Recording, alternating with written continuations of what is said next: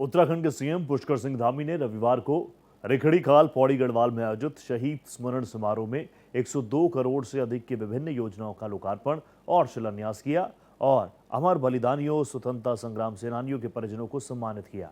इसके पहले उन्होंने पौड़ी गढ़वाल के लैंसडाउन में ही शहीदों के परिजनों को सम्मानित किया।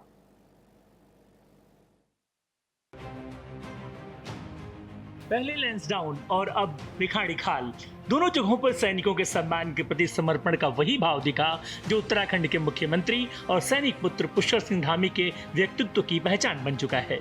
जब भी उन्हें वीर सैनिकों और उनके परिजनों के बीच जाने का अवसर मिलता है, वे उसे कभी नहीं चूकते। रविवार को उन्होंने रिखड़ी खाल पौड़ी गढ़वाल में आयोजित शहीद स्मरण समारोह में 102 करोड़ से अधिक की विभिन्न योजनाओं का लोकार्पण और शिलान्यास किया। अमर बलिदानियों, स्वतंत्रता संग्राम सेनानियों के परिजनों को सम्मानित किया, जबकि इससे पहले उन्होंने पौड़ी गढ़वाल के लैंसडाउन में ही शहीदों के परिजनों को सम्मानित किया था। देवभूमि उत्तराखंड हमेशा से वीर भूमि के रूप में जानी जाती है, क्योंकि भारतीय सेना के गौरवमयी इतिहास में उत्तराखंड के हमारे वीर सैनिकों का बहुत अतुलनीय योगदान है। चाहे कोई युद्ध हुआ हो, प्रथम विश्व युद्ध हो, द्वितीय विश्व युद्ध हो, या देश की आजादी के बाद जितने भी युद्ध भारत की सेना ने लड़े हैं, उन सब में उत्तराखंड के वीर जवानों ने अपना अद्वितीय योगदान दिया है। इतिहास इस बात का साक्षी रहा है कि हमारे वीर सपूतों ने मातृभूमि की रक्षा के लिए अपने प्राणों की आहुति देने में कोई कोर कसर कभी नहीं छोड़ी है।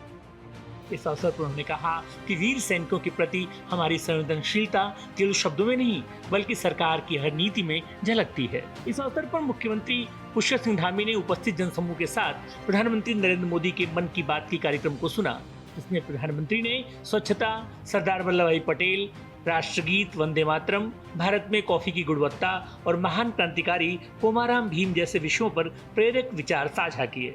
मुख्यमंत्री पुष्कर सिंह धामी ने कहा कि प्रधानमंत्री मोदी के नेतृत्व में देश में सैनिकों और सीमांत क्षेत्रों के विकास के लिए अभूतपूर्व कार्य हुए हैं और उत्तराखंड इसमें अग्रणी भूमिका निभा रहा है। कार्यक्रम के दौरान मुख्यमंत्री धामी ने 102 करोड़ से अधिक की विभिन्न विकास योजनाओं का लोकार्पण और शिलान्यास किया।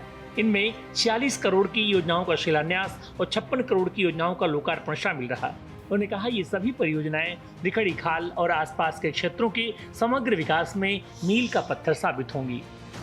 मुख्यमंत्री ने कहा, आज का यह समारोह केवल एक अवसर नहीं बल्कि उन सभी अमर बलिदानियों को सामूहिक श्रद्धांजलि है जिनकी रगों में देशभक्ति का लहू बहता था। मुख्यमंत्री धामी ने कहा कि सरकार ने शहीदों के परिजनों को मिलने वाली अनुग्रह राशि को 10 लाख से बढ़ाकर 50 लाख करने का निर्णय लिया है।